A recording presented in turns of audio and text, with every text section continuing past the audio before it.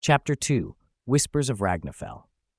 The dusky remnants of Eldoria faded into the distance as Kazuma and Morwald trekked towards the Queen's citadel. The shadows of the past lingered heavily upon Kazuma's heart, weaving memories of anguish and loss into his resolve. As they walked in silence, an unspoken bond knitted tighter between them, the undead knight's presence a constant reminder of the darker elements that inhabited Ragnafell. "Do you feel it?" Kazuma finally asked, his voice smothered by the thickening air around them. "The weight of Eldoria, it's suffocating."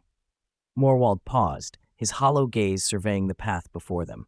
"The weight of history, yes, but it is also the burden of future potential. Every step you take forward forges a path not just for you, but for countless others caught in the web of fate." Kazuma shook his head, the remnants of despair lingering too closely to his thoughts. "What if it's a path that leads to more suffering? With my ability to resurrect, how many more lives will I watch fall because of my actions?" "Every hero bears the shame of the lives that intersect with theirs," Morwald replied, his tone weighed down by the greed of his own century-old regrets. "But courage is found not in the absence of fear, but in the choice to face it anyway. You must decide if you will bleed for others or remain untested." Kazuma clenched his fists, feeling the cool metal of his sword against his palm. He had fought countless battles, yet the idea of becoming a mere weapon, carved from sorrow, haunted him. He had to do more than fight. He wanted to unite the factions of Ragnafell, to hold hope aloft like a banner in a dark storm. But how could he? As the duo approached the towering shadows of the Queen's citadel, its ancient stones echoed the sounds of war maps unfurled and strategies being whispered in urgency. Flickering torches illuminated the determined faces of the Queen's warriors, their fiery spirit a sharp contrast to the looming aura of the citadel, but the smell of burning oil mingled sickeningly with the stale air of failure. Stepping across the threshold of the citadel, Kazuma's heart surged with purpose. The echoes of the past merged into the present as the war rattled on outside, but here inside was a sanctuary, albeit one threatened by the grim tide of conflict. "Your Majesty," a voice boomed through the vast entrance hall, drawing their attention. A tall knight, clad in shimmering silver armor, emblazoned with a roaring lion, strode toward them, his expression both tense and excited.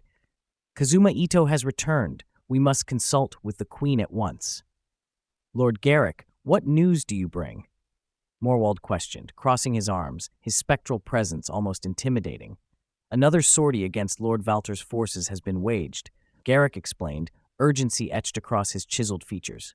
"We lost good men today, brave souls who believed in our cause. We need a rallying point, and rumors of your return have sparked hope. We must speak to the Kua." She wore her regal robes, the folds of silver fabric shimmering like sunlight filtering through storm clouds. The powerful aura of her presence reached out to Kazuma, anchoring him in the uncertainty swirling around him. "Your Majesty," Kazuma spoke, stepping forward as Lyria turned to face him. Their eyes met, her regal violet irises holding an intense mixture of relief and trepidation. "I have returned from Eldoria. Scarred like the land you tread," Lyria mused, her gaze softening as she stepped closer. "But it seems fate has intertwined your path with ours once more." Kazuma winced. He could feel the overwhelming force of the Queen's compassion, yet how could he meet such a gaze without faltering? "Many lives have been lost, and as much as I long for resolution, I fear my very presence breeds more conflict." "Your presence ignites hope," she countered, confidence rising in her voice. "It paints the horizon with the possibility of unity in a land torn by division." "So much easier said than done," Kazuma replied, frustration creeping into his tone. "Every choice I make feels like it could tip the scale into chaos. The more I revive, the more pain I carry. What do I need to do to ensure every revival isn't just another echo of suffering?" Lyria crossed her arms, her posture unwavering. "We must turn our enemy's gaze upon a common threat. We must seek out the dark elements that bred this war, a malevolent force stronger than any faction. If we forge alliances now, while the embers of hope remain, we hold the power to reshape our future."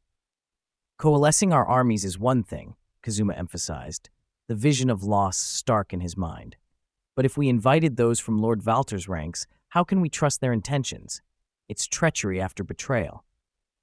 They are not our only concern, Morwald interjected, his voice gravelly. The remnant of darkness that once cursed Eldoria still lingers, a force that thrives on the animosity between factions. It has festered too long, and if it continues to spread, the consequences for all of Ragnafell may be catastrophic. Kazuma's heart raced as the pieces began to fall into place. Then our first target must be to gather intelligence. We need to reveal the puppeteer while rallying the troops. We can't wage this war forever, nor can we rely on rebirth to solve these problems. And what about the curse that binds you? Lyria asked softly, her eyes probing into the depths of his soul. What if confronting this darkness strips you of the power you possess?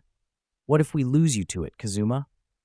You won't, Kazuma assured, emotions boiling to the brim. I may return from death, but that doesn't mean I'm invincible. I will confront this darkness, but I refuse to let it define me. Each revival has been a lesson in resilience. It's time to learn how to live past dying. If we stand united, I can ensure we all rise together. Lyria's expression softened, a fleeting smile crossing her lips. Then let's act while the ink of Paz. What if those he sought to unite would turn against each other, driven by distrust? Kazuma often stood alone upon the citadel's balcony, surveying the war-torn landscape of Ragnafell as clouds darkened over the horizon. Gritting his teeth, he thought about how Lyria saw potential where he thought of chaos.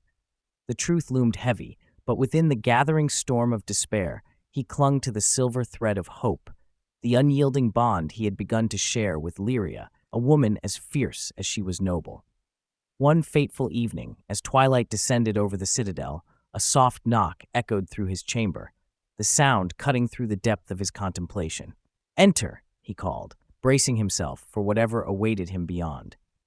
The door creaked open to reveal Lyria, her violet eyes shimmering under the flickering candlelight. "Kazuma," she said softly, stepping into the warmth of the room. "Ragnafell's future rests upon our shoulders. We must confront the darkness within and without." Kazuma approached her, assessing the fire in her gaze. "I'm prepared, Lyria. No matter what awaits, we can face it together." Lyria stepped closer, her voice a breathless whisper. "It's time, Kazuma. We must call upon the factions. Will you lead with me?" "Together," Kazuma vowed, the intensity of their shared purpose igniting. Lyria turned, a determined smile gracing her lips. "Together." The air trembled with possibility as they stepped into the future, waiting beyond the citadel's embrace. The first in a chorus of heroes to be summoned echoed through the halls, souls ready to rise against darkness, united in purpose. In that moment, Kazuma felt the weight of Eldoria and all its whispers intertwined with his own. He was no longer merely living in the cycle of death. He was becoming the hero Ragnafell needed, a harbinger of change knotted together by every life he had touched. And although shadows whispered of despair, the promise of hope ignited the night sky. As the first stars blinked alive overhead, Kazuma Ito, alongside Queen Lyria, prepared to lead the charge against oblivion, an unbreakable force forged in the heart of Ragnafell's brilliant darkness.